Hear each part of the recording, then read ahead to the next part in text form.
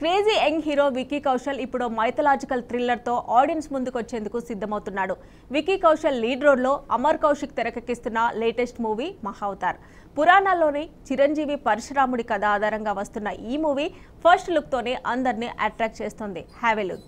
Different movies చేస్తూ బాలీవుడ్ లో తనకంటూ స్పెషల్ ఇమేజ్ క్రియేట్ చేసుకున్న యంగ్ హీరో విక్కీ కౌశల్ ఇప్పుడు మైథలాజికల్ థ్రిల్లర్ తో ఆడియన్స్ ముందుకు రాబోతున్నాడు. విక్కీ కౌశల్ లీడ్ రోల్ లో అమర్ కౌశిక్ తెరకెక్కిస్తున్న లేటెస్ట్ మూవీ మహా అవతార్. మన పురాణాలలో ధర్మ పరిరక్షకుడుగా పేరు పొందిన పరశురాముడి కథ ఆధారంగా తెరకెక్కుతోన్న ఈ మూవీ ఫస్ట్ లుక్ తోనే అందరినీ ఆకర్షిస్తోంది.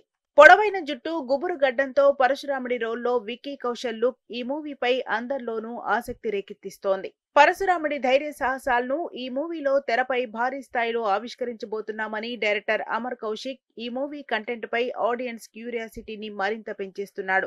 ప్రస్తుతం విక్కీ కౌశల్ చావా మూవీతో బిజీగా ఉన్నాడు.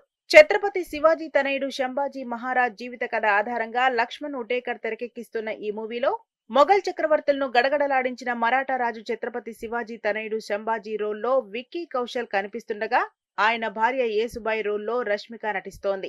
డిసెంబర్లో ఈ మూవీ ప్రేక్షకుల ముందుకు వచ్చేందుకు సిద్ధమవుతోంది. ఆ తర్వాత సంజయ్ లీలా బన్సాలి తెరకెక్కిస్తోన్న లవ్ అండ్ వార్ మూవీలో కీ రోల్ చేస్తున్నాడు.